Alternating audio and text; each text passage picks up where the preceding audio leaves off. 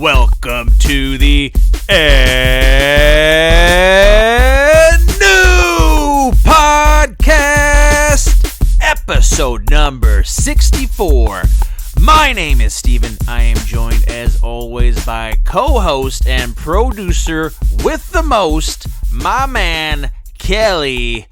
But, stop the presses, the man with the motherfucking plan, Morgan, back in the saddle again, joining us for an occasion of occasions, the year-end show here at the New Podcast. What a year we had. Fights, football, the Raptors won. How did that happen? You know what I mean? Everything that went down this year. We're going to break down it briefly here. I'm not going to get into a whole decade show. You know, we can do a whole show about a decade, you know what I mean? And I think that takes a lot more prep than I'm willing to do. You know what I'm saying? Oh, shit. But what a weekend I had. Weekend of being sick and sitting on the couch watching terrible movies. I was too sick to fucking really get into some video games.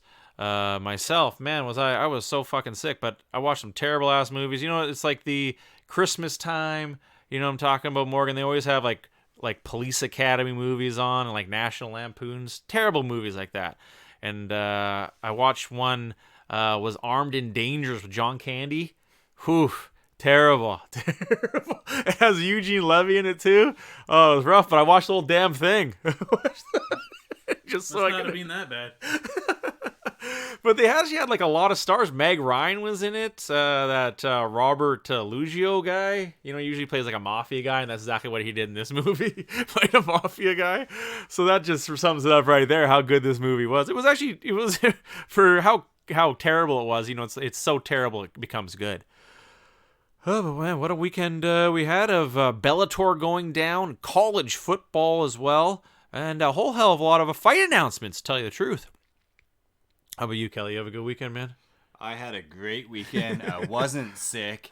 I could do whatever I wanted, aside from working. Always working for that man. Yeah. How about you? How about you, Morgan? Did you catch the fights? It was perfectly healthy. Watched a lot of hockey, football. Got my drink on. Saw the last fight of the Bellator, Rampage versus Fedor. Nice. How much hours of sleep did you get? I got a reasonable amount. I almost got 8 hours. I just can't sleep 8 hours. Like, I'll wake up. I have a hard time doing it too. I hear you on that. It's called getting old. Yeah, I guess so. Damn, alarm clock always be ringing. But then you're a little tired all day. Yeah, that's true. You'd always go for a nap. Yeah, it's so weird. Them's the breaks. Moving right along, folks. Let's talk some MMA news. One of the bigger announcements this week, and I like the matchup most of all, was Jacare will be taking on Uriah Hall, UFC 249 in April, going down in Brooklyn. I like that matchup. Jacare, you know, realizing 205 is maybe a bit too big for me, going back to 185. You know, obviously his matchup against Jan Blachowicz didn't go as planned. You know, Blachowicz is a bigger 205, and he's a tough dude too. So it's a easy move for Jacare. I always felt he always was a natural 185, and I think that's the best weight class. I couldn't see him going anywhere else. 170, hell no. 185, it will be his home for the rest of his career. But I like that matchup. You know what I mean? Both dudes kind of need that bounce back fight, and both of them can light it up on the feet, and Jacare can light it up on the ground. So going down April 18th in Brooklyn. I like that matchup. Huge announcement, though, and it's got to be for a contendership bout. Tyrone Woodley, the chosen one, will be taking on Leon Edwards. UFC in London, March 21st. I can probably guarantee it'll be like a fight night or an ESPN card where they will be headlining, of course, and that's a huge matchup with huge implications. Leon Edwards basically, saying I don't want to fight Jorge Masvidal and I want the belt. But deservedly so. I think this is a perfect matchup because I think if Tyron Woodley wins, I think he actually deserves a title shot too. He did just lose the belt, but he did hold on to it for a little while. And hey, I think he should have deserved an instant rematch. But I like the fact that they didn't do the instant rematch. And this Leon Edwards fight makes huge sense right now because if you want to go up against Usman, here's like Usman, B in Tyrone, the chosen one. Woodley, how do you see that one shaken down, Kelly? Who do you think takes that one? Oh, man, I think Tyron Woodley's going to win. Yeah. Yeah, I think he's too good, too well-rounded. I think he was hurt in the Usman fight, and that's why he fought like that. Yeah. But in fights before that, yeah, he was good. He was talented fighter, and no disrespect to Leon, though. I think he's really good as well. I just don't think he's on the same level. Yeah, of course. Yeah, exactly. I think it's the grappling of Tyron Woodley, I think will be too much for him. Who do you think takes it, Morgan? Well, I'm going to have to see the line before I lay any money down. Yeah. I think it's pretty even, and I'll take whoever the dog is on that bet. Because I think both of them pretty much their only loss is to the same guy, right? It is, yep. So yeah, that's true. I don't know. It depends on Woodley's mindset. If Woodley is how he can be, I would take him too. Of But course. I don't know how he's going to deal with coming off of a loss. And he seems to have kind of got his head blown up a bit by going Hollywood. A little bit, yeah. I think what you said is how the betting line goes. I want to see how they size up to, toe to toe. I want to see how they actually size up. I think Leon Edwards could still be a few inches taller than him. I think Leon Edwards is deceivingly big. I think that's what he's always had going for him. But I got to go Tyron Woodley just because of his newest album dropping with the hit single Edward Scissorhands. Seriously, check it out. It's got to be the worst music video I have seen of 2019. Easily the worst. It is atrocious. It's like filmed in like a hotel room, but the outfit is far out there. Like he's total face makeup like Edward Scissorhands. Tyron Woodley with the scissor hands, the whole leather suit and everything. It's an odd look. I can tell you that much. Is Wiz Khalifa in it? No Wiz Khalifa. He does have somebody with him, but it's not anybody I know. It's like a big name. Because yeah. I know on his first album he had Wiz Khalifa with him. Yeah, exactly. That'll sell some records no matter what. But on this one, I haven't checked out the entire set list, the playlist of this album, but check it out if you're in for a laugh. But you can't watch it for very long. Like I said, it's like he's like in a hotel room. And then in the hallways, it's nothing to it, and it's very, very odd. I think that's what he was going for, but it didn't do it for me. Odd choice too. Edward Scissorhands. What is this? Am I missing something? You loved that movie as a kid? Odd choice, but check it out. Keanu Reeves was already taken. Oh. Isn't there a John Wick song too? I'm not sure how many rappers have done a John Wick song too. There is a lot. John Wick song, and it's by that rapper that just got shot in Surrey the other day. Oh, you're right. Yeah, you're right. Yeah, I read that from Ontario rapper. Yeah, some rapper from Ontario. I know because I searched him up and that was his hit that came up. That was his only hit. Way to glom onto Keanu. Moving right along, folks. In the heavyweight division, Greg Hardy will be taking on Yorgan De Castro in Columbus. Man, this Columbus card is really stacking up huge. It is looking amazing now. You got Cody Garbrandt, you got Greg Hardy and Yorgan De Castro, and one hell of a matchup. 4 up-and-coming heavyweights, 2 dudes from the show, too. They were both from the Contender Series. So we'll see, kind of who is the king of that show, because Yorgan De Castro hasn't lost, But, even though Greg Hardy has, he's beaten up everyone else in front of him, with the exception of, Alexander Volkov, who is easily a top 10, if not a top 5 heavyweight right now. Taking a step back, maybe that loss will do good for him, and I think this is a huge matchup where the fists are really going to fly in this one. I think that's what the best part about this matchup is going to be. Someone's getting knocked out in this fight, and I can't wait to watch it. I think it's size matchup. It's a much better Then Volkov 4, Greg Hardy, obviously Jorgen de Castro, a big dude, but he's obviously not huge and lanky, closer to the 7-foot mark.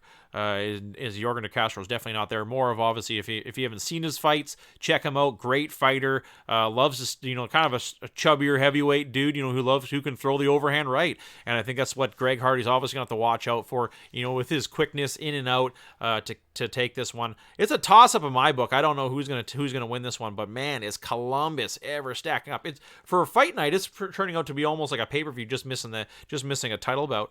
But with a title bout, this could be an amazing card. Even more amazing. One announcement that came down this week that I thought was kind of odd was Khalil, the Warhorse Roundtree, announcing that he will be retiring after his next fight, and that opponent will be none other than smiling Sam Alvey. And I don't think he's going to be smiling after this one. Sam Alvey versus Khalil Roundtree is going to be it's going to be an easy win for Roundtree. That's a huge mismatch. A dude who's outstruck, Gohan Saki. And, showed some good fights, but, he's on a skid right now of 2 losses, though. Or sorry, just of 1 loss. But that was a tough matchup. But a dude who, reinvented himself with that stand-up style, taking on, in a much older fighter, Sam Alvey. You gotta remember, Sam Alvey fought in IFC, for fuck's sakes. That's has been around for a while, and he's really never. I love Sam Alvey and I love the fact that he's still fighting. He's still viable, and he's a very tough dude. But he's not really he's not really that killer. He's gonna kind of wear you out and get lucky. You know what I mean? That's Sam Alvey's.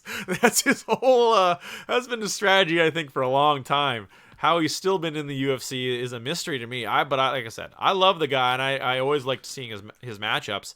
But this is gonna be a tough matchup for him, and I think Khalil Roundtree takes the W into the sunset and retires. Let's break it down here, though. Kind of a young career for Khalil Roundtree here. The dude hasn't really fought that much, really.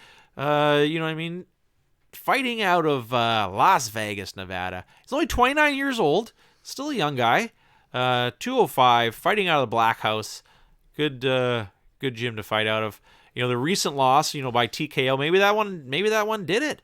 Yeah, against Ion Kutaloba. That was a tough fight, though. That was a really back and forth fight. Like, he could have won that one, but Ion was just too tough, and then landed that nasty elbow, and then dropped him. The crazy fight against Eric Anders, the total beatdown, the total stand-up beatdown, one of the most one-sided decisions you'll ever see.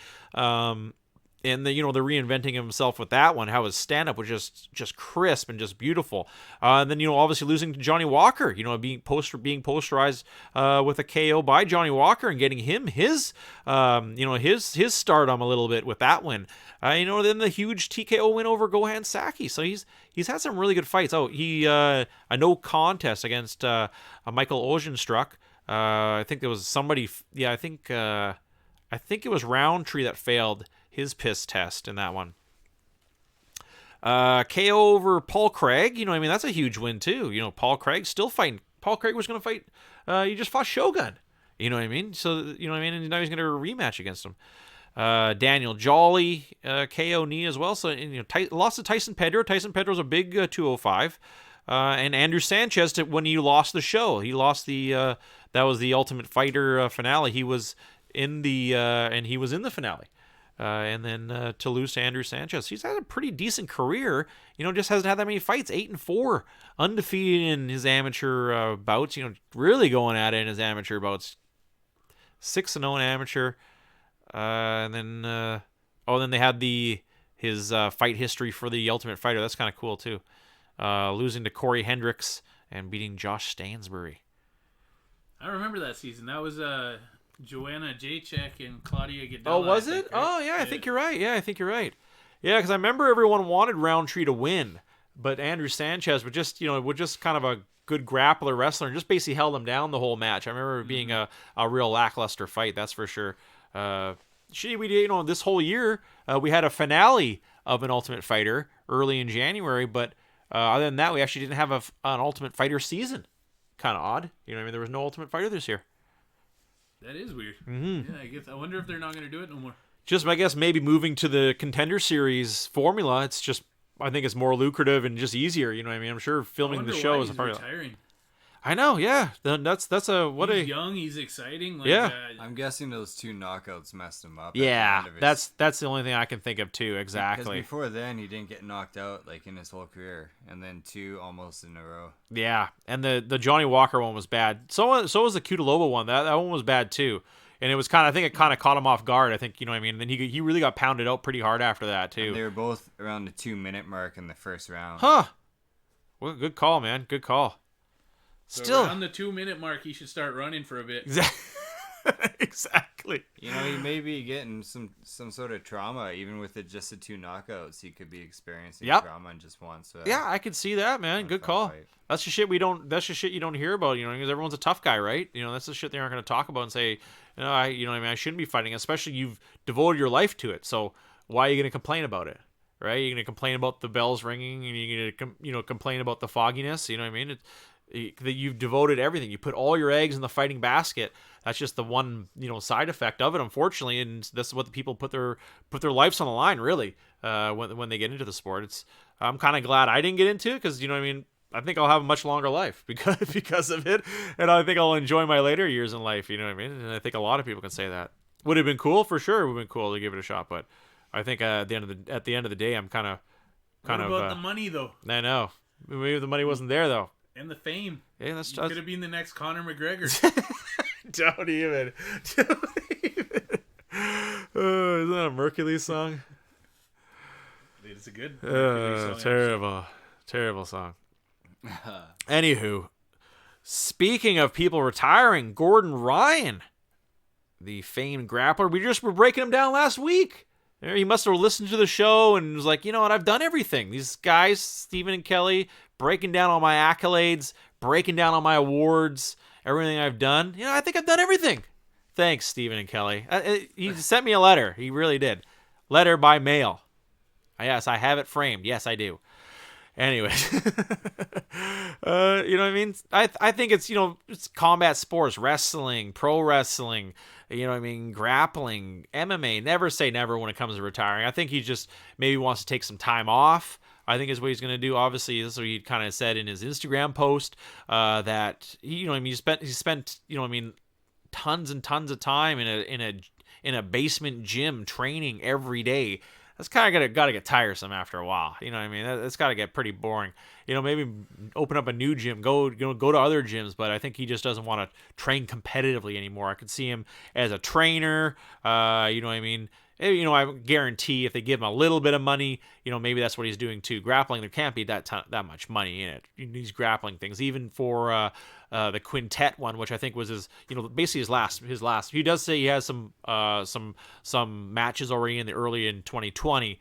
But quintet could be maybe his last major event that he did. Maybe he did get a little bit of a chunk of change from it, just for having all the UFC fighters' names on that.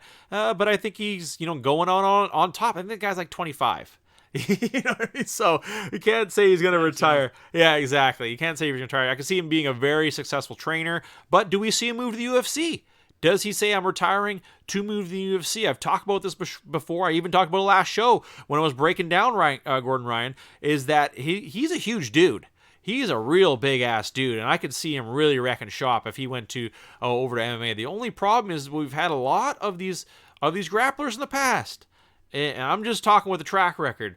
You got Andre Galvo, you got Ryan Drysdale. They all pissed hot. You know what I mean? It's not, they couldn't make it into UFC because I think they're just a little bit roided. They all these grappling scenes, I think they obviously don't test as much as they do in the UFC or in organized combat sports. But grappling with substance abuse. Exactly. It totally is. As far as retirements in MMA go, retirement announcements. Yeah. They're about as believable as when a rapper announces his retirement. Yeah. Comeback album, comeback fight, big money. Exactly. I think, like I said, I think that's what he's doing. He's trying to use that leverage that a little bit to now when somebody does want to pay him for a fight, for a grappling match, He's going to have to come out of retirement, so it's triple the price now. Even Hoist Gracie came out of retirement like 20 years later and got his ass kicked. He beat up, who did he fight? Frank Shamrock. Mary fought Frank Shamrock in Bellator. Beat him up, you know, but that was kind of a joke of a fight, you know what I mean? But still. That was a weird one. He still won. I remember when he came back against Matt Hughes. Yeah. That was a bad one. Time to come back. Yeah. That was a bad time to come back. Yeah, that he got was the Hughes in his prime. Yeah, exactly. He got the crap kicked out of him on that one. You know, Hughes with back mount and just raining down blows. You know what I mean? It's one of those pictures. I think it was Ken Shamrock he beat, right? Yeah. Sorry, Ken Shamrock. Yeah. Ken Shamrock. I think Frank probably would have kicked his ass. Yeah. Sorry, did I say Frank Shamrock? Yeah, Ken Shamrock he fought. Yeah, recently in Bellator. Damn Shamrocks. Good shakes, though. Good. Amazing shakes. If the machine's working. Oh shit. Well, let's break it down here. Back by popular demand. Reviewing the reviews. I want to kind of switch the format up a little bit here, just with our year-end shit. Gonna do the review and the reviews here first.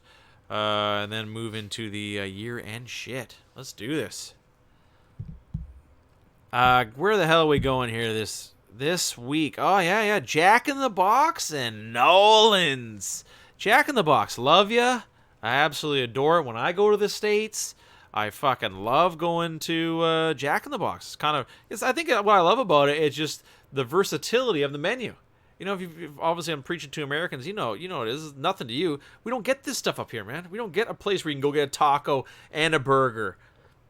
And the burger's good. And you can get like 10 different types of burgers. Or you can get like sourdough bun on your burger. That shit's good. I love it. Breakfast all day. Breakfast all day. They invented that. Yeah, they invented that. You know what I mean? And Jack in the Box has always done it. Good drinks. And the ball, too. Buttermilk Ranch. Yeah, Buttermilk Ranch. Yeah, good call, Morgan. Good call. Yeah, great place. But there is some hate in it, unfortunately. Let's break it down. I would imagine so. In New Orleans, right now it is busier than normal. Cajun haters. Cajun haters. Let's break it down here. 3.8 stars out of 466 reviews. Dang. I know. People are mad. Yeah, tacos is like the number one thing. Is the number one tag on it. Window as well. Very weird. Shakes. Yeah, they have good shakes too.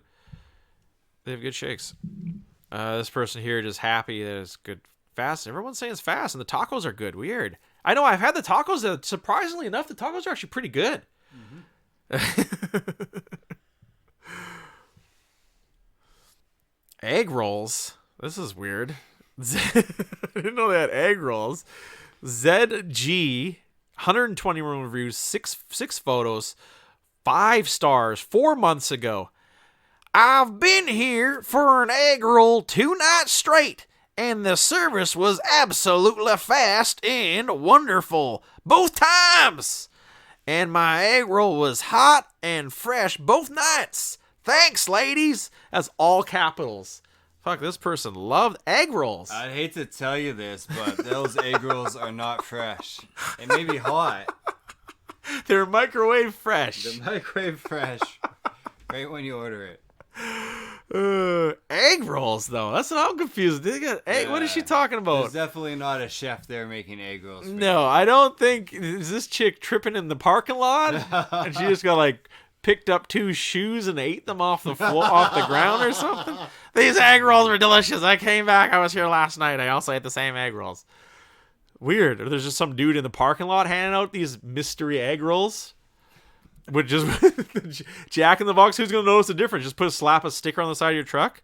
Wait till someone stops you. Jack in the truck. Exactly.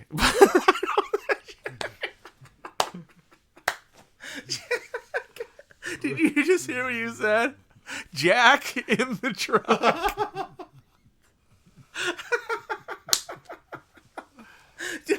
I don't know how popular that name would be if you. I'm sure it's fine. You're sending out the wrong signals. You got like a lineup behind you of like line up for the back door, like seedy dudes, all with like trench coats and like porno mix. It's like I'm here. Oh, here. How much does the truck cost? 5 minutes. It's been a stressful day. It's a whole new business plan. Exactly. He may be onto something. Not affiliated with Jack in the Box. Jack in the Truck. Portable jerk-off rooms. Huh. All right, we found it here. And there's an owner response, too. BD, 3 reviews, 2 photos, 1 star, 4 months ago. Food was dry, like it's been sitting for a long time. That sounds right. Yeah. Then they put fresh cheese, then microwaved it when ordered. See, this guy knows. He's been there before. He probably sounds like an employee. This is telling you the protocol. Yeah, exactly. And here's a response from the owner. Just, your typical copy and paste. We're sorry to hear that. Your food should always be hot and fresh. We hope you give us another chance for a better experience soon. Not like, what we normally see is like, oh, here's my email, contact me about the review, and I'll give you a coupon for a fucking sundae or something. You know what I'm saying? None of that. They it was like, we don't believe you for 1 second, BD. This person's saying the bathrooms are clean. I don't know why you'd review a place on their bathrooms. A lot of 5 stars here. This is crazy. Okay, here we go. CB, 16 reviews, 2 stars, 2 months ago. So slow. Felt like they had to go and butcher the cow before they made my burger. And I figured while they were doing that, my potatoes were growing from French fries. Very upset. They were saying that they were straight up growing the potatoes. Like, how long realistically could you wait at Jack in the Box? Like, how long? You know what I mean? I think like if it was super busy and slammed and packed. 20 minutes. 20 minutes. Yeah, exactly. I was gonna say the same. 20 minutes. This guy sounds like one of those people that tries to pass you in a parking lot. Yeah, exactly. Bastard.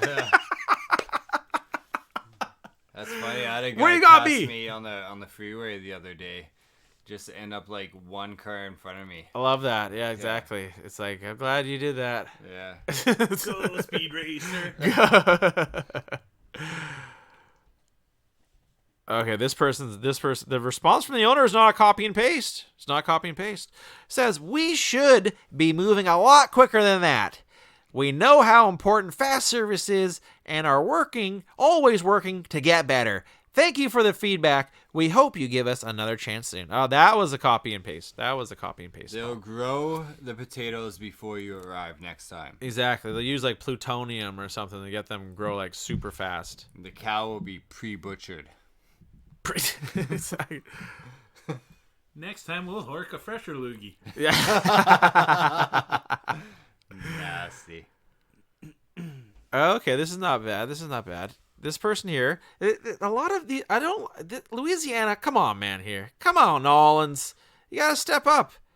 It's all these reviews are like 5 words, a sentence. Jeez Louise. Is that all your autocorrect could do for you, and then the phone crash after autocorrecting the fucking 10th word?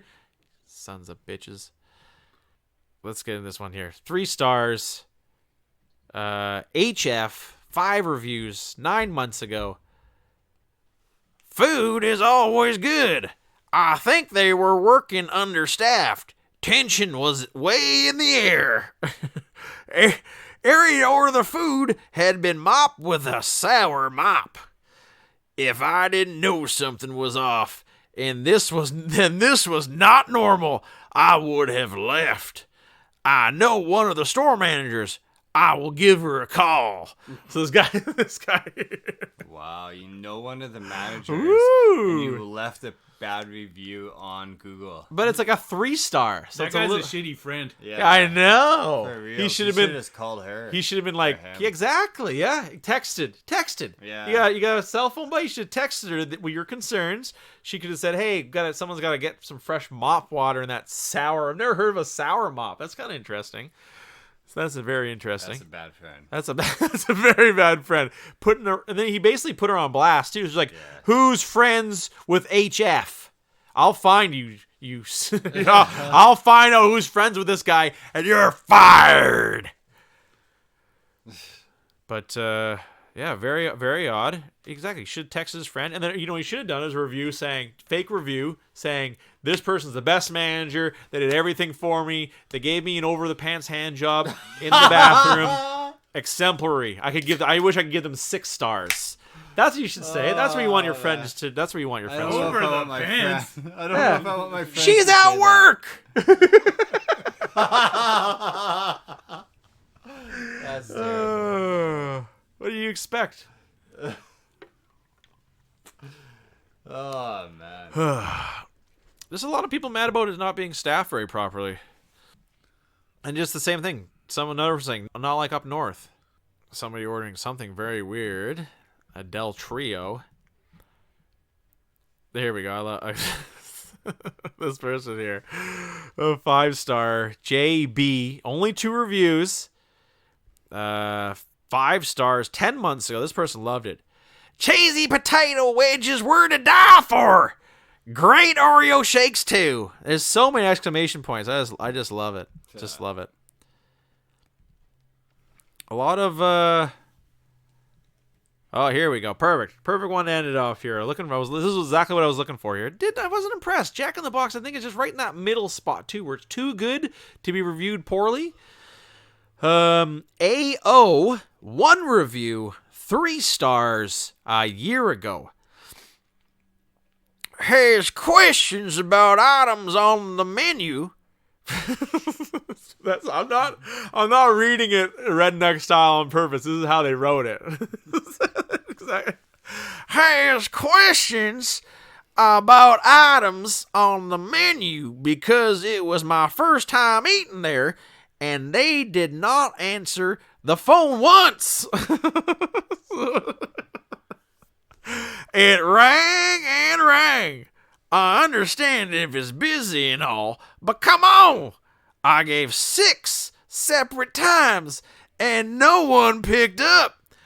Other than that, went there and ate and the food was good. Oh, bravo.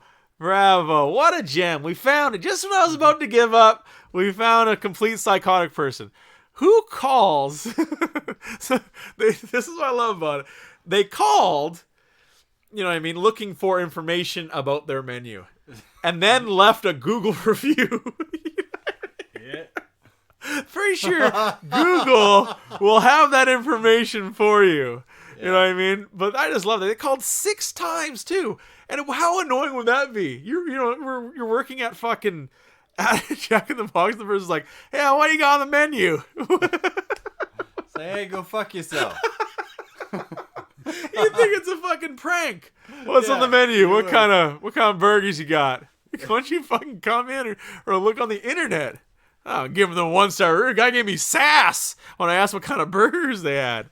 But still, I was thinking maybe he's too old to use the internet, but he's online. Yeah, exactly. Doing a review. Exactly. They wrote the review. You know what I mean? Maybe they figured out how that. They were like some like old guy or old lady, and they're in now there with their coffee and like with their other old, because old people always go to like McDonald's and shit like that for coffee. And Let's leave a review. No, she's like, I tried to call and they didn't answer the dang phone. She's like, you should leave my bad review. I review everything. You're like, oh, I gotta try that. So that's. And then she wrote it was a very well worded review, but it just very confusing. I love it. 5 stars. 5 stars. You win the show with that one. What a review. What a review. To call a place. I can't wrap my head around it. I love it though. I absolutely love it. Oh, I absolutely love it. That is Who Dat Nation. Who Dat? Not I think it was the problem that was a place I picked, but seriously, there was nothing to work with. That was the hardest part. They're all 1 sentence, 5 words, place sucks. It's not a review. Damn it. I just wanted to know if I had the Jack in the Box. Jack. If I had Jack in the truck. I'm in the wrong place. That's why the bathroom is always full. Oh shit. Let's talk some video games, and we will go into the year in review.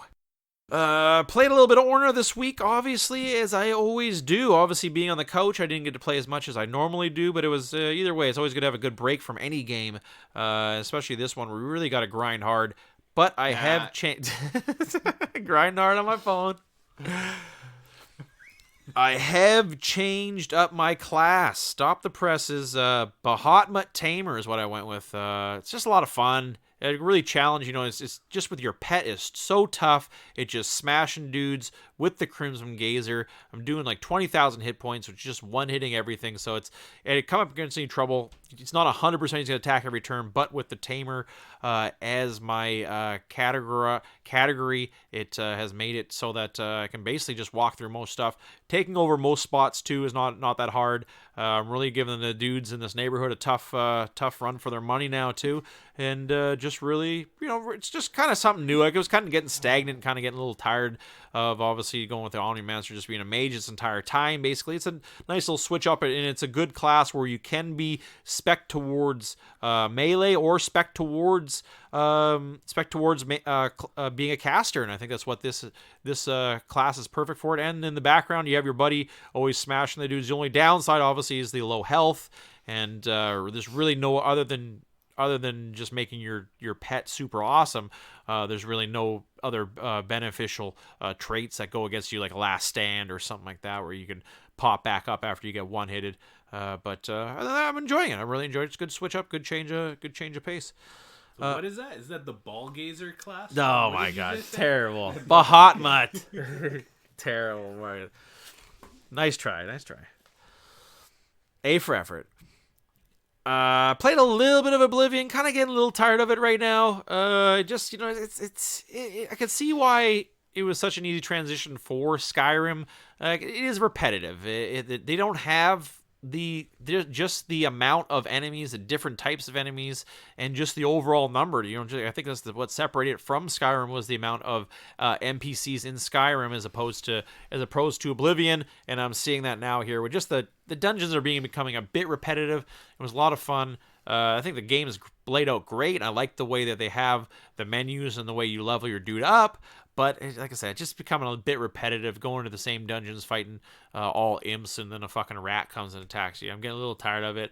I wouldn't mind more, vampires or bandits, bullshit like that, but I'm just not seeing a whole hell of a lot of it. And, it's just gonna put it on the wayside. I was playing a fucking Xbox 360 game with my Game Pass time. You know what I mean? It's just, I felt bad about doing it in the first place. I had my fill. I'm not having fun anymore, so I'm going to move on to the next game. And that next game is Pillars of Eternity. Fun game. Really, really like it. Only single player, kind of 3/4 view, top down view. It's a good mixture of like Diablo and Knights of the Old Republic, where you build your characters. There's tons of different ways you can build your characters. You build a team. It's because it's more of a real time RPG, a real time team RPG. So it's a lot like Knights of the Old Republic, where you pause the game before your battles, and then sort out all your whole team of who you want them to attack and how you want them to attack. So it's really fun that way. And then just how customizable each dude is it's kind of cool. The storyline I actually like about it too. I think the storyline is actually pretty cool. It's kind of I'm not really into D&D at all, but it has like a D&D storyline where you're picking a lot of different things. So, something happens, you pick something you want to do, and that'll affect obviously how things turn out down the road. Just not just roaming around fighting dudes. You can also, it is also a little bit of like a story to it, where you also still have to pick, kind of choose your own adventure shit. And that'll determine how your path goes. And so I like it for that. It is a lot more in depth and a lot more story orientated than I thought it was going to be. So it's actually a nice change of pace. I don't think I'll get tired of it anytime soon. But it is kind of simple with your attacks, obviously, because you're not really attacking. You're setting your command for for your character to do something. You move him around, obviously, but you've set a command for him to attack a certain person. So different things like that, and you're not really attacking with him. So I could see that kind of only being thing that gnawed the back of my mind to be one of the things that you want to be involved in and doing and having fun with. Which you can. I played actually a lot of Breath of the Wild this weekend. I was sitting on the couch. I was like, I'm sitting on the couch. I don't really want to play a video game. Maybe I'll pick up the Switch in between commercials and play a little bit of it. And I played a lot of it. Found some new cool stuff. Opened up some new areas. Had a lot of fun with it. To tell you the truth. The one cool thing is that Nintendo Live Access has opened up more Super Nintendo games for free. So there's now Super Punch-Out, Breath of Fire 2, another Kirby. I think that was just it. Yeah, that was it. But it was actually a lot of fun. I played a little bit of that too. Getting my Super Nintendo on is always fun, especially with the Switch in hand. So you were too sick to play video games, so you played different video games. Well, I'm really, the Pillars of Eternity was just yesterday. Was just my only I played the hell out of it yesterday. I was feeling a lot better yesterday, and I played like the whole day. But like Orna's like my traveling game. When I travel, I play it, right? That's why I didn't play much of Oblivion. Really didn't have it. And then Breath of the Wild, just because I was on the couch, you know what I'm saying? So you get your time in. You gotta find the time. Do the crime. What did you get up to, Kelly? What did you get up to this week? Video game wise. Yeah, I just played Apex. Not really much changed. Still on the 3rd season. Everything's still the same. Yeah, I've just been playing a lot of ranked. I'm almost platinum now. I'm like in the last little section of gold. It's hard as hell, man. I think I'm like at the level I should be at. Right. Oh, that's good then. That's good. You know what I mean? It's like, I'm usually going like 1-1 right now. So. Wow, that's saying a lot for you too, man. But at least they put you in a rut where I think you could grow from this and get better from this and then move up, right? At least they actually have plateaued, so at least you'll be up against other dudes. I'm sure at your rank too, right? Yeah. Oh, that's good. So I just got I think 500 more points to get platinum, and then it's funny because when I go regular Apex now, I just dominate because I'm so used to playing people who know how to play. Yeah. Oh, that's cool. Maybe do that just to get your confidence up a little bit and then come back in, right? I have to, exactly. After I die in a few games, I go back to regular Apex and just destroy the whole lobby. Oh, that's what happens to a lot of dudes, right? Move up a level, and then then you're throwing your controller against the wall, right? Yeah, exactly. How about you, Morgan? What games did you get up to? I didn't play any video games at home, but when I went to the movies, I played a bit of the Terminator game with the machine guns. Oh, cool! Nice. The arcade at the theater. That's awesome. Yeah, it was pretty cool, actually. I like that one. Yeah. They got a good... they actually have a decent arcade in there, too. It's actually not bad. It's small, but it's still an arcade. Yeah, they got enough, though, and they got some good games. Yeah, absolutely. I totally agree. They actually have some high-level games. I totally agree. It's good. I like the arcade there. You got the cards, right? You swipe the card, yeah. Yeah, that's a good little arcade. You can take those to all the other theaters, I think, that have arcades, too. Yeah, that was about. Sorry, Kelly, were you done playing? Is that okay? Sorry, I just wanted to make sure you're done there, buddy. Oh, well then, I think let's go for a little break. We'll break down Bellator and then our year in review. Let's take a little break here. We will be right back after these brief messages. Have you ever been down on the town and just needed to rub one out? Golly, I need to relieve some stress. Call Jack in the Truck. With trucks located across the Midwest and all northwestern locations, you can easily find us. Download the app. Jack Truck. Call a truck to join your next party. Work to get-togethers. There's one near you today. They're popping up everywhere. I get it. Jack in the Truck. Have you just feverishly rubbed one out and are out of breath and dehydrated? Golly, if there was only a way to quench my thirst. Try water. Sponsoring all Jack in the Truck locations across the nation. Jack in the Truck and water. A perfect combo since 1873. Welcome back, folks. Hope you enjoyed our messages and go grab yourself a cold, tall glass of water on the house. Tap water, that is. Breaking it down, the major MMA card that went down this weekend, Bellator 237, Fedor versus Rampage. Great card. I actually really enjoyed it. The coolest thing about it was I was, flipping between that and the Clemson versus Ohio game, and man, that game was intense too. That was really cool. So it was cool to be able to, the day and age we live in, where there's two awesome things to watch. And we know with that football game going down at the same time, it kind of amped me up for the fights too. Because that football game was like a fist fight. It was really back and forth. Really great game, and it was good to see Clemson move on. That being said, go ahead. The best part of Bellator was that you could change the channel and watch football. You know what I mean? But it's on Paramount Network. You know what I mean? And, I was already PVRing it, so it was on Paramount Network. And like I've said time and time again, I really enjoy the Paramount Network station. I like a lot of the shows on it. I like Cops. I like all the free Bellator I get from it. But the commercials are terrible. They're absolutely are brutal. They're terrible. So when you're watching like a 3-hour event, you're seeing the same commercial 100 times. I don't know. Is it that commercial with the guy that comes and like reviews people's casinos and gives them shit?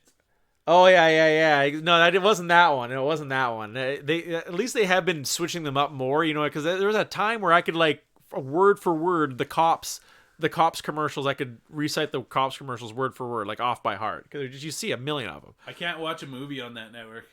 Oh, that's unwatchable. You lose your train of thought because of all the commercials. Exactly. So that's what was nice to be able to switch during the commercial, because I was on at time. I could have stopped watching it and then watched the football and then went back to Bellator and then fast forwarded. But I was like, you know what? I'm kind of getting annoyed of doing that fast forward. I'm just going to play it real time, and if I wanted to see something, if I missed something, I'll rewind. The joy of technology. So that was cool. That was really cool. But good card though. Good card. We see there was a lot of the post-limbs. Tons of post-limbs on this one. And I'm actually really excited. Bellator going down in Japan. I'm excited to see the Rising card. So this was cool, but this card, it was a little bit of a mixture too. Of the Rising versus Bellator, and that's what a lot of the fighters were saying. How much they enjoyed representing their brand, especially it's in Japan. The one that I really liked, since they had the post limbs. The first fights, because I think of what time it was. I couldn't even tell you what time it would have been if it was on at 7 p.m. in North America. So what time it was on in Japan, who knows? Probably early. Was it live at 7 p.m.? It was live. Yeah, it was live at that time. Live 7 p.m. on the West Coast. So what time it would have been? It would have been like, early morning or something, in Japan. And so, boom, right off the bat, we have Goti Yamauchi choking out Darren Cruikshank. Really nice rear naked choke. And, just getting another submission victory, just padding his stats in Bellator. With the most submission wins, he just added another one. And against over a very tough UFC veteran. That's what I kind of liked about this one was Darren Cruikshank was actually representing Ryzen, and Goti Yamauchi was representing Bellator. So that was kind of interesting. The fight I actually really enjoyed was the fight I probably wouldn't have sat down and watched and really enjoyed. I thought it would kind of deserve to be on lower down than the Yamauchi fight. Was Kana Watanabe versus Irina Joanny. And man, was that ever a good fight. That was a great fight. And it really came down to Watanabe. It was beautiful. She got the shit kicked out of her in the first round. Just 8 super huge shots. Ended up getting knocked down, but didn't get knocked out. She got put on her butt.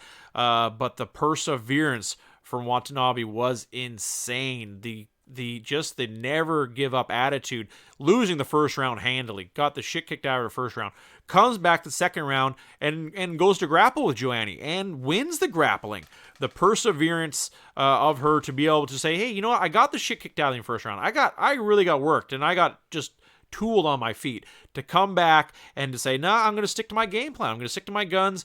do what I do best, and that's grapple. And that's exactly what she did. Kana Watanabe really showed really good grappling.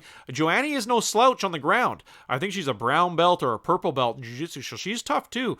And really, I think it was just what came down to was endurance. She gassed out. Her stamina wasn't there. And Watanabe wins the second round and then gets the finish in the third round. TKO, just full mount, pounding the shit out of her. She had nowhere to go. Absolute amazing fight. Absolute. And it was an amazing... It was an amazing finish. I was really excited for that fight. It wasn't too bad too for for mostly a grappling match. It actually was a pretty good back and forth, and Watanabe was being active enough to make it exciting. And what a huge come from behind win to get the finish in the third round. Lorenz Larkin versus Kita Nakamura was actually pretty decent. I think Larkin, he was in the first round and a bit of the second round. I think he was just more nervous of getting taken down because we all knew that that was only Nakamura's only game plan. Obviously, was to take it to the ground. Just how good Lorenz Larkin is on his feet, and he showcased just that in the second and the third round. This guy has lightning in his feet and in his hands. I think it's just always been Lorenz Larkin's downside is that he has a hard time pulling the trigger. And I think when he does pull the trigger, he really wallops dudes. And he has amazing stand-up. He's very creative with his feet and with his punches. And we saw a little bit of it in the third round especially. He was really teeing up on Kita Nakamura. And he gets the decision, as Lorenz Larkin usually does. He gets the decision. Michael Page versus Shinzo Anzai. Wasn't a great fight. Pretty one-sided. Anzai was, he was taking a beating. He was taking an absolute beating, and in the second round, you could just definitely tell that shot really hurt him. Michael Page toying with him in the first round. Another can, really, for Michael Venom Page here, really. Anzai had the crowd behind him, but I think that's the thing. He's an older fighter, and he was much smaller than MVP. I think that was the biggest problem with this one here is just the size mismatch was huge. And then Michael Venom Page's his reach was gigantic. It's like he had double the reach. This guy, but Shinzo didn't go down without a fight. He definitely did try the whole time, and he got pounded out for it. That always happens whenever there's a Western guy versus Japanese guy. Yeah. There's always a size advantage because sure. Japanese fighters don't seem to like cutting weight. So and they always put themselves at a disadvantage because of that. Big time. And I like that, though. I like the fact they're warriors. They don't cut weight, you know what I mean? But obviously, in a professional stadium. A guy that's in a different weight class. Yeah, of course. Basically. No, of course. Of course, exactly. But, you know what I mean? At least you don't have the, you know what I mean? He doesn't have the mental trauma and the hardship on his organs of those weight cuts, at least. So that's true. It's healthier. But he's getting more brain damage though because he's not as good. Ooh. Yeah. That's also true. Oh shit. Michael Chandler shocks everyone with that KO punch over Sidney Outlaw. What a KO punch. I did not see that coming. Michael Chandler putting on another exciting fight, getting a really big knockout, just really outclassing Sidney Outlaw. I think he knew Outlaw obviously was a one-trick pony just with his grappling, and Michael Chandler, I think, felt very confident obviously in his own grappling. He's a very good grappler himself, so I don't think he felt threatened at all, so he really showcased all of his years of training and the stand-up he has learned and really put it to Sidney Outlaw. Just kicked the shit out of him, really. He looked really, really terrible on his feet, Sidney Outlaw did. And Michael Chandler made him pay. That brings us to the main event. The main event, which is, it's kind of weird because it's almost like that's the prelims. If you look at it on paper, that's the prelims. The main event of the prelims. Some guy named Fedor versus some guy named Rampage Jackson. You know what I mean? So I looked it up, and it did start at 12 o'clock p.m. Noon? Yeah, noon. Okay, noon. Okay, yeah. Japanese time, Tokyo time. Yeah. So probably they wanted to get rid of the fights that people in North America would really want to see before they got into the other ones, right? Yeah, that makes sense. Of course. That's what really what it is for. And they do that a lot in Japan too, and they even do that in America too. So, that brings us to the main event of the evening. Fedor, the Last Emperor, Emelianenko versus Quinton Rampage Jackson. Went pretty much as I thought it would go. It really did. Rampage came in quite heavy. He had let's be honest. He honestly had to cut 7 ounces. He was over 265. You know what I mean? 265 shredded though, right? Like Alistair over him. like Brock Lesnar shredded. Not the case. Are you saying he came in looking like Roy Nelson with no grappling? A little bit, yeah, a little bit. His face was chubby as hell. I think it all went to his head. Rampage's got a massive head. His head doubled in weight. That's what I noticed too. Yeah, that's what the problem was. This became too big of a target. His head was huge. The one thing I really like though, Fedor coming out to like a Undertaker type entrance too. You know, with the funeral bell ringing, and then they had smoke on the ground too. And then he came out to like, you know, typical Fedor, like a super Russian song after that. One thing I really liked about it too, they're trying to get you always get throughout Fedor's entire career, they're always trying to get him to, you know what I mean, to like, you know, what drives you, you know what I mean, what makes you hungry, you know what I mean, this guy said this about you, you know, and stuff like that. They've always said that shit to him, and it's always been the same answer all the time. And I loved it when they asked him, you know what I mean, what makes you hungry, what drives you, and he's just like, I don't think, you know what I mean, so doing combat sports for your country, that's all I need. That's all I really need, is to be representing my country in combat sports. You know what I mean, is the biggest thrill I need. That's it. You know what I mean? So I thought, like, what a simple guy. But I thought that's really cool. Wouldn't it be though? You know what I mean? For either one of you guys, Kelly, you know what I mean, and Morgan, you know what I mean, to do any sports, you know what I mean, jerking off, you know what I mean, to be Canada's #1. Jerking off for your country. Yeah, exactly.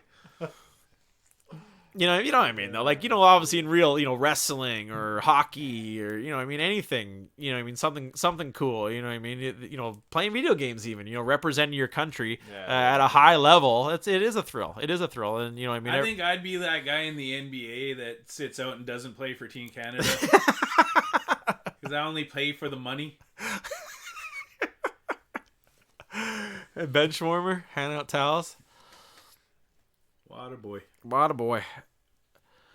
But yeah, Rampage. Oof. The weird thing is speaking of the walk-in, when he came in, he had Tiki Gozen with him like he usually does. He didn't bend over, take off his shoes. I thought that was a little bit like, did he injure his back, or is he really that out of shape that he couldn't like bend over or take his shoes off? You know what I mean? It may have hurt his back. That's what, you know, but it could be the weight, right? You know, pack on that much weight. That's a lot of weight to pack on. You know what I mean? That's really, you know what I mean? It's really too much for, I think, for his frame. Even back in the day, they said he would balloon up like that when he was off season. Yeah.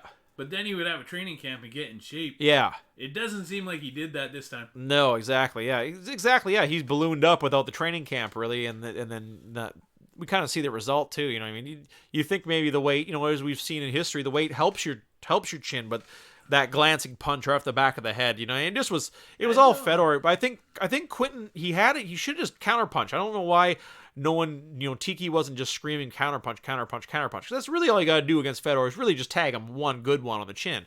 And the few times he did counterpunch, you know, Fedor, it was pretty telegraphed and he backed up. But it was Fedor all the way through. I think he had landed 25 punches before Rampage even mounted any type of offenses at all.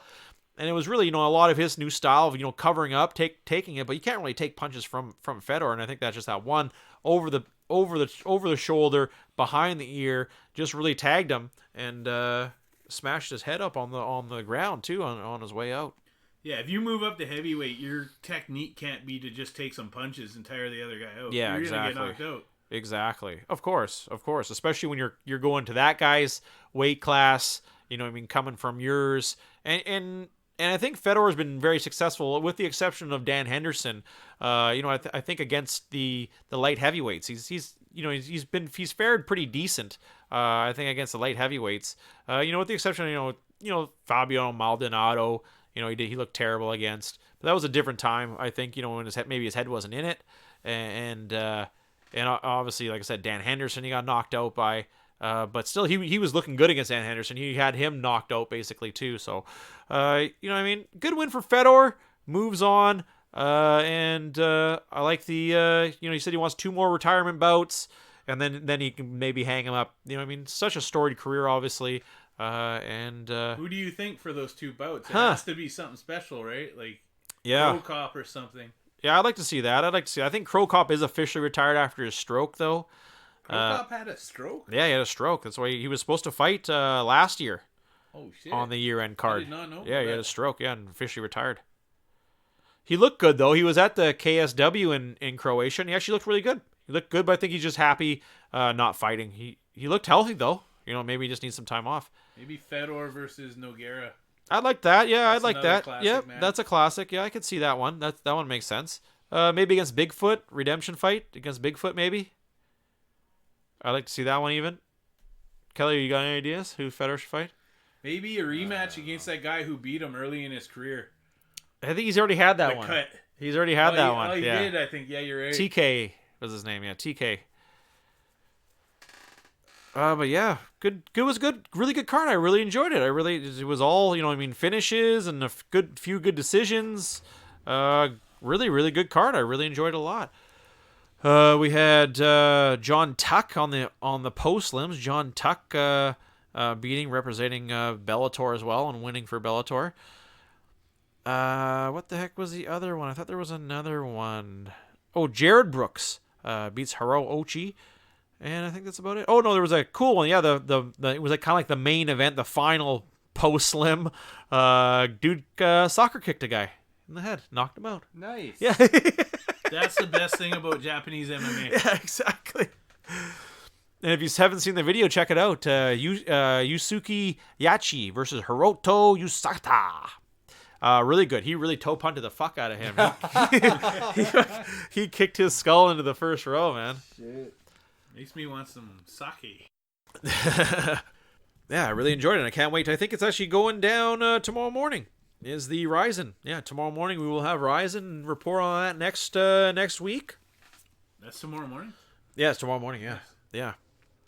And obviously with the New Year's upon us, as we're doing the show, super excited. Super excited, man. Year end. Speaking of which, without further ado, the year in review for the And New Podcast. 2019, we hardly knew ye. Don't hit the door on your way out. 2019 brought us some hardship, brought us some laughs, and it most of all brought us a lot of cool sports. That's what we like to talk about in this show. It brought us that awesome cat meme. That's I do enjoy that cat meme. One I saw the other day was like the woman screaming was saying like don't take him away, like as to the cops. So the cat's in the back of a cop car and saying don't take him away, and the cat saying you call the cops. That cat. Let's break it down here. Best album of 2019. Going with the fight of the year 2019. The fighter of the year and game of the year. We didn't have much to choose from when it came to the game of the year. But let's get started with that video game of the year and that of the age of 2019. My choice for game of 2019, Crackdown 3. Really enjoyed it. A lot of fun, and I think, when it comes to the game, and like I said, we didn't have a whole hell of a lot to choose from this year. Had like a lot of stuff, but I think everything with being in the air with the new systems coming out, I don't think a lot of companies didn't come to the table. We got, Cyberpunk's not coming out till next year, so it doesn't count. That was supposed to be the big marquee game. Obviously, the Call of Duty this year was supposedly one of the better Call of Duties. Yeah, that's in a long true. time. Yeah, that's true. That's true. Have been mixed. Yeah, well, look it up. I don't know. I tried it. I liked it. Yeah. And like a lot of guys I know that are into Call of Duty really love this one. I'm hearing that too. A lot of people are loving it. But we had Anthem. You know what I mean? The shitty thing, the Anthem. Everyone was so looking forward to that. It sucked. Me personally, Fallout 76 was atrocious as well. So the game, that's why I went with Crackdown 3. Simple, fun. Really, I had a lot of fun. The shooting, the driving, the punching, just the simpleness of the game. It's such a good game. You can sit back, enjoy, play with your buddy, and really, really kick back and just have some fun with it. And I think that's what we forget about games these days. Just have fucking fun. We're trying to get to that next level. We're trying to be better than the next person next door. Just enjoy the game and have fucking fun. And I think that's what I really enjoyed in Crackdown 3. One game I did like, though, I played this year, but is not from this year. Far Cry 5 is my game. I really, really enjoyed that game. I really played the hell out of it. And another really good game. If you see it for $20, pick it up, because Far Cry 5 is worth every fucking penny. Crackdown 3 is as well. Kelly, what do you got for your game of 2019? My game of 2019, Apex Legends. It was released on February 4th, 2019, with no announcements or marketing. Currently in its 3rd season and has millions of players still. Yeah. I love the fact that they keep changing things up and making new maps and just keeping it new.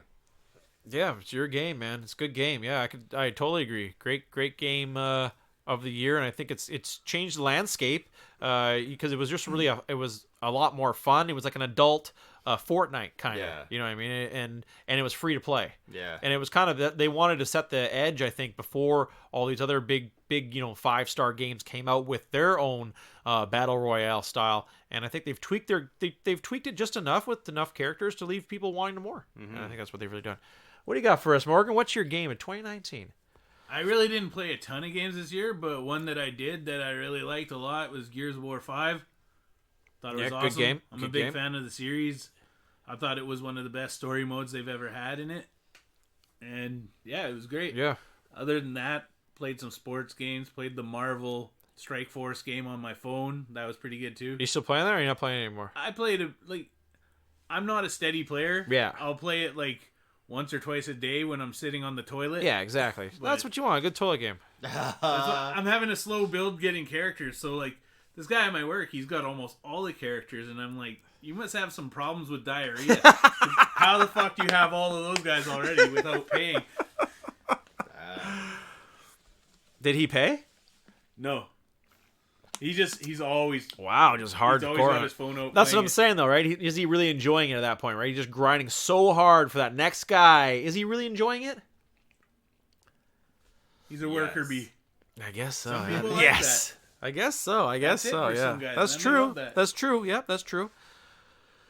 Honorable mention, obviously, Orna. I really like Orna. I think it's a game-changing game for me. You but really surprised me when you didn't say that. Yeah. Oh, really? I thought that was coming out of your mouth. Sure. Nah, I like it, but it's, you know what I mean? There was the first few months when it first came out, I was really into it. But it's not going to be it's a phone game, guys. It's a phone game. Come on. What am I, 10? Phone games are the biggest thing in the whole video game That's industry true, obviously, right now. for money-wise, of course. But like I said, I got to go with a big boy game and an actual game. You know what I mean? You play with a controller and shit. I like Orna, but it's not everything. You know what I mean? It's not everything. Let's. Denial. That's what my therapist told me to say.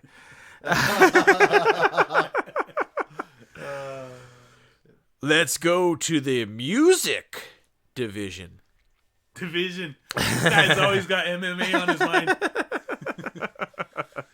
Now in the music division, Redman versus Method Man in a grudge match.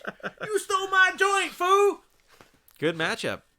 I'm sure that was on Celebrity Deathmatch or something like that. Would have been a good one. Yep.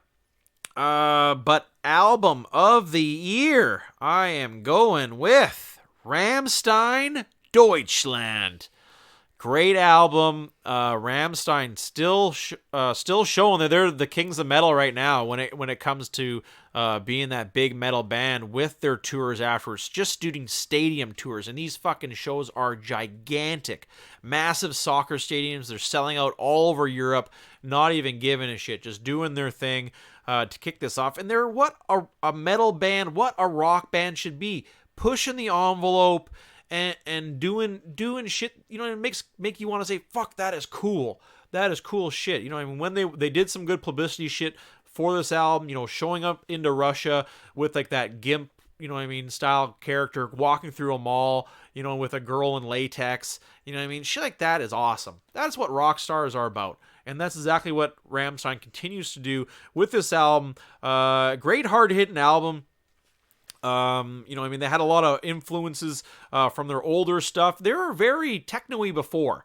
Very techno-y in the late 90s. And I think they went back to a little bit of that. And I think as we're seeing some of the Lindemann influences from his side project, from his personal band, the lead singer, Till Lindemann, from his personal project. So we're seeing a little bit of that he's mixing a bit too much English. If that's the only knock I could say about Rammstein, is that's what's made them so good in my mind, is the fact that they sing in German. What other mega band sings in their national language that's not English anywhere else, with the exception of Psy, really, can be that popular worldwide?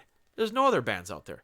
And they're singing in German. Their only songs are in German. Sure, they're very basic words in German, and it's very poppy words in German. The lyrics aren't technical, aren't all that technical, but it sounds good. And I think they're the AC/DC kind of Germany, and of heavy metal with that, and I love it. The obviously with the hits on this album, Deutschland, the title track, and the music video for it was fucking amazing. If you have not seen the music video, check out Deutschland music video. It's like Game of Thrones did a music video. Like it's so professionally done. There's lasers, tons of lasers in it, and it's like a super professional. It's like a movie. It's like a movie. That's something you also don't see bands do these days. Is these super expensive music videos, and only Rammstein could pull it off. Other notable songs that are really good on the album: Radio, and Auslander. Really, really good songs on it. Like I said, it's a bit more of a timid album. I think they could have gone a bit more heavy metal in times, but maybe they're obviously older dudes, and maybe they're stepping away a little bit. Maybe they're stepping away from that and just being a little bit different, and then that's cool for that too. But any way you slice it, it's a great fucking album, and I really, really enjoyed it. Really enjoyed it a lot. What do you got for us, Kelly? Album of the year. Oh, I totally agree with you. Rockstars are gimps in latex. No, I was kidding. They are! Album of the year for me is Logic, Confessions of a Dangerous Mind. Released May 10th. I just really like the 2 tracks, Keanu Reeves and Homicide, off of it. It's a pretty good album, the whole thing, though, yeah. Nice. Don't got much to say. Logic's awesome. Yeah.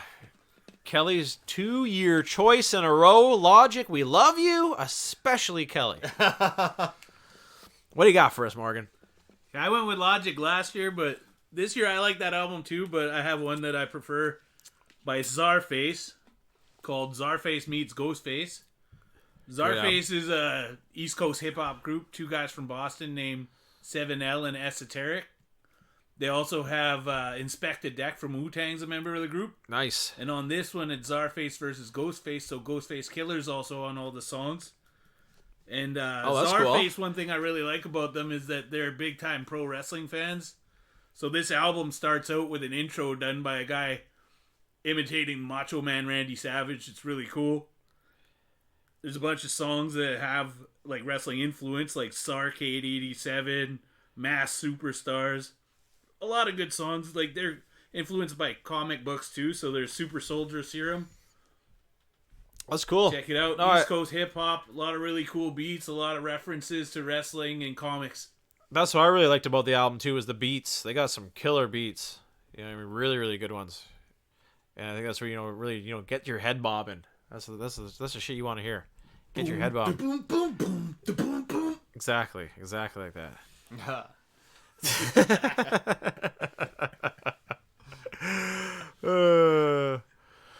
Let's go fight of the year.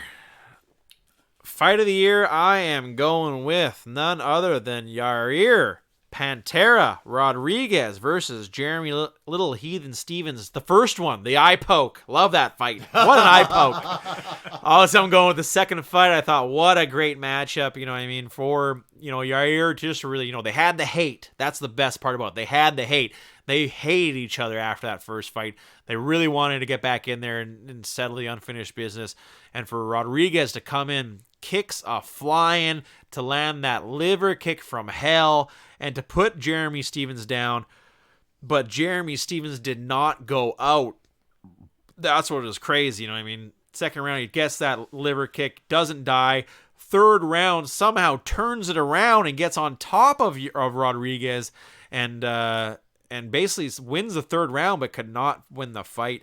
Love that fight. Really, really good fight. There's a lot to choose from this year. There was a ton to choose from this year, and that is my choice of the year for fight of the year: Rodriguez versus Stevens 2. Who you got, Kelly? Who's your fight of the year? My fight of the year is George versus Nate Diaz. Ooh. Just all the hype behind the BMF belt. The fact that it wasn't a title fight, but everyone's treating it like one of the biggest title fights ever. I love the fact that they made their own belt because, sometimes waiting for the belt in the UFC is kind of pointless. Like, they don't always give it to the best fighters. They give it to the person that the crowd basically wants to see fight, even if he doesn't deserve that title shot most of the time. So I think the fact that they made their own belt and said fuck the title belt, fuck the championship belt is amazing, and it may hopefully lead to more belts like this in the future. So I picked that fight. Well said. Well said. Yeah, I like that. I like everything you said with that. With the these guys not having to wait for a belt, and I think exactly that. It's perfect for both of those dudes to have a fuck you belt, almost. And I think that's the best part about this fight is that two dudes in the UFC right now come to mind that would be perfectly suited for this belt. No other guys would be in the top of the list other than Nate Diaz and Jorge Masvidal. Currently, right now, of course, you know what I mean. And I loved it for that. And I totally agree. What do you got, Morgan? What is your fight of the year, buddy? I think the next contender for that belt should be Robbie Lawler. Ooh, yeah. He's a bad motherfucker. Yep, I totally agree. My match of the year, I'm going with Israel Adesanya versus Calvin Gastelum. Ooh, good one. Really I thought that was kind of the one that cemented Israel as man, this guy's dominant, because he dominated Calvin, but Calvin kept coming at him. Didn't give up. I love that when somebody's taking a beating and just keeps coming. Yeah, he was busted up in that match. I think that's a perfect call there too, because it wasn't so one-sided. It really came down to that fifth round. Oh yeah, it really came down to that fifth round, and that's where Israel he didn't just outpoints him. He put it on him and knocked him down a few good times too, and it was a really good call. And exactly that. I think that's when everyone was like, okay, this guy's the real deal, and I think that Robert Whittaker really has a very tough fight ahead of him, and a very losable fight against Israel Adesanya, and I think exactly that. He just showed his toughness, his grit. Is he a super flashy, gonna get the knockout fighter? Absolutely he is, but that one showed he's up against probably the grittiest dude in the division, and outground him and won it. Really good one on that one. Let's go reverse on the fighter of the year. Breaking it down here, the new podcast fighter of 2019. Morgan, who do you got? Going with Israel. Ooh, Israel! I think this year is kind of like a coming out party for a guy that's potentially going to be a GOAT. Like, he came out, he beat Whittaker. A lot of people thought he didn't really have a chance because Whittaker seemed unbeatable. Yep. A lot of people counted him out 100%. Absolutely. Tons of people counted him out. He came in there and made us all look stupid. Yep. Everybody did. Yeah, absolutely. Absolutely. And, not only that, but to get like the tough decision and then get to knockout over Robert Whittaker, which no one's really done in a very long time. And it was a bad knockout. He just had everything. The stand-up, Robert Whittaker couldn't do a damn thing with his stand-up in that much. He almost reminds me of like a better Anderson Silva. A little bit, yeah, for sure, absolutely. Maybe more lankier than Anderson Silva somehow. I think that's what. Faster. Yeah, way faster. Yeah, Anderson Silva was fast, but I think Adesanya is much taller, not much taller, but still he is taller. Yeah, he is taller, same kind of build, but he seems just like Anderson 2.0. A little bit, yeah. Good call, man. Very. But we'll see if he has the same kind of career as Anderson did. Yeah, right? Exactly. That's still a long career. Yeah, that's a long career he had. But I also notable mention to Henry Cejudo. Ah, okay, I like it. Yeah, Becoming champ. Yep. Yeah, that was that 135-pound bout. Beating Dillashaw. Knocking out Dillashaw too. A roided Dillashaw, yeah. And then beating who the hell? He beat Marlon Moraes. For the 135-pound belt too. He had a tough go. He just lost the 125, but still, yeah, good call, Morgan, for the little dudes. Yeah, Morgan took it away from him, right? Yeah, Morgan repping the little dudes. Who's gonna get that belt now? It's going to be between Edson Figueroa and Joseph Benavides. I know. And put that belt back in. Crickets. Put that belt back in the closet. Yeah. Who do you got for us, Kelly? You got Usman. He beat the Nice. undisputed champ Tyron Yep. Woodley, and he beat the #1 contender in the 170-pound welterweight division, becoming the undisputed champion in 2019. I think he's probably got a long future as champion as well. I wonder, did he fight Rafael dos Anjos this year too? I don't know if that was this year. It might have been. I know he beat Rafael dos Anjos before that too. Yes. That would be huge too. But I couldn't agree more. In a division that's got to be my favorite division in the UFC, and one of the toughest divisions in the UFC. We see a dude that kind of gets overlooked. In Kamaru Usman, because he's had a few.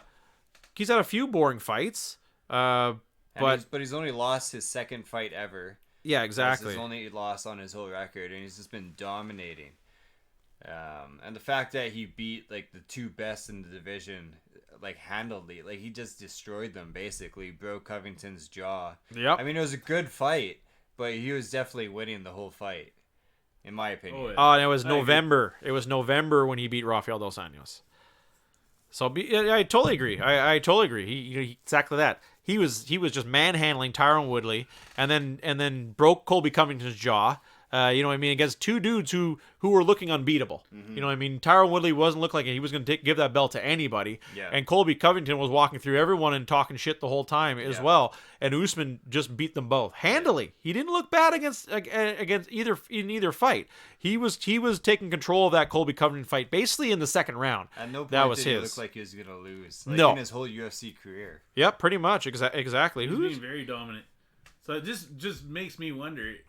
Is Steven going to pick Francis Ngannou to make the sweep for Africa? Wow. Sorry, guys. No. I'm making my pick for Cuba and Miami Beach, Florida. Going with my man, Jorge Gamebred Masvidal. Fighter of the year. He made the And New podcast Natural Born Killers list. Obviously, everything he did this year, the knockout of Askren, the knockout of Till, and obviously the win over Nate Diaz would have been, better if it was an actual win. He was beating the shit out of him though. And it's one of those things where sometimes it's just the way she goes. And that's a win. Totally a win. Totally a win. Totally a win. There's no doubt about that. He caused his face to explode. And he couldn't fight it anymore. One of the most one-sided fights I've seen in a long time. Kind of was, wasn't it? It kind of was, wasn't it?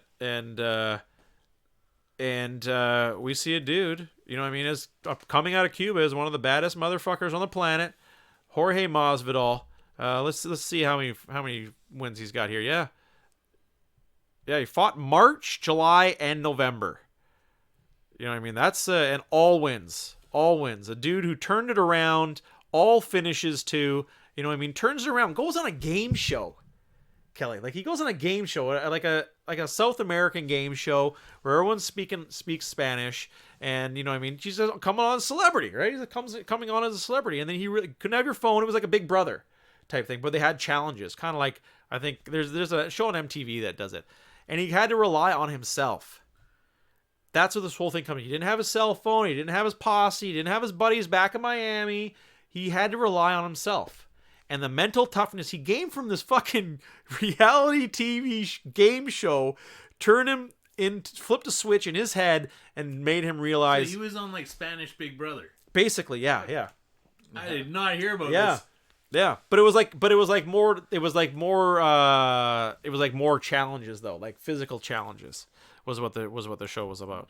But you were away from definitely most improved. Exactly, most improved. Yeah, for last sure. Year wasn't that great for him. No, last year he lost to Damian Maia. Oh no, sorry, he didn't even fight in 2018. Okay. He fought 2017 3 times, so he didn't even fight in 2018. He was too busy doing his show. He had the win over Donald Cerrone, but lost to Damian Maia and lost to Stephen Wonderboy Thompson, but both by decision. He has split with Maia and a split with Wonderboy Thompson. That's pretty good to go that.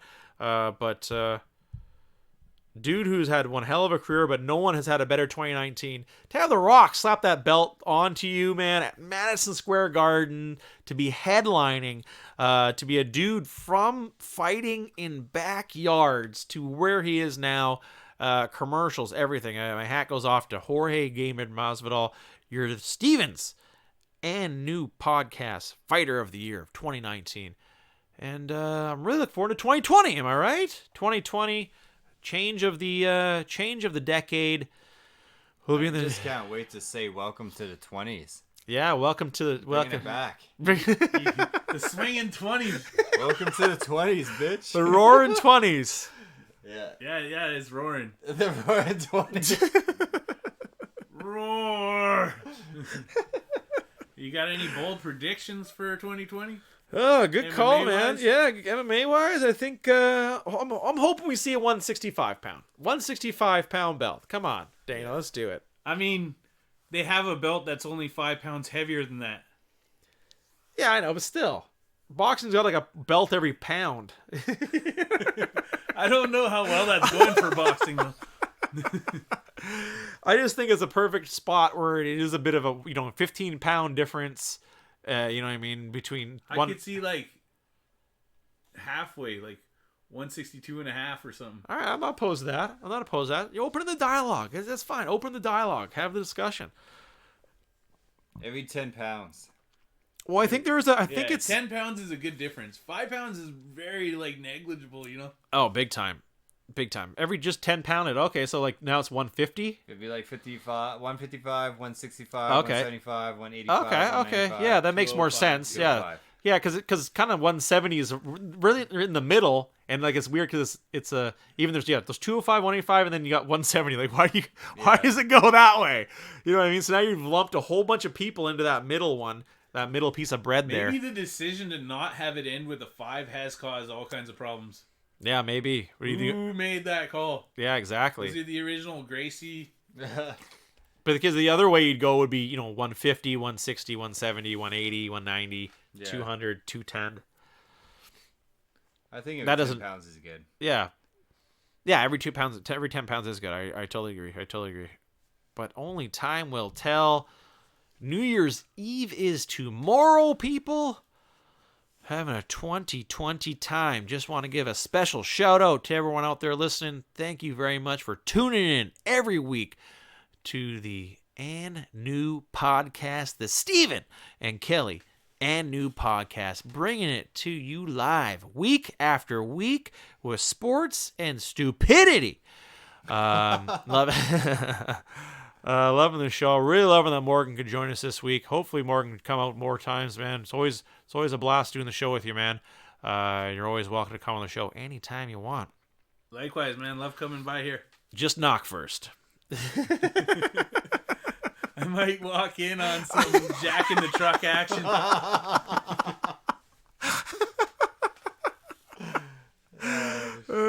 That's just buttermilk ranch. Exactly. That's where it comes from. Those are just my Derek Lewis chicken balls. Dip your Derek Lewis chicken balls in buttermilk ranch. Greasegate. Check us out on Twitter at And New Podcast. We're still rolling around. We're getting some more people, more followers. The video game followers are really loving us too. People just tuning in for that brief period of video game talk. It's hilarious. We should do some video game shit down the road, but really loving it. That's why I want to give a special shout out, as I do every week, to everyone that's tuning in, new and old. We love you. Stay tuned and keep listening. Well then, that about wraps it up. Here. For the special guest, Morgan, and co-host, Kelly, my name is Steven, and you've been listening to the And New Podcast. Signing off.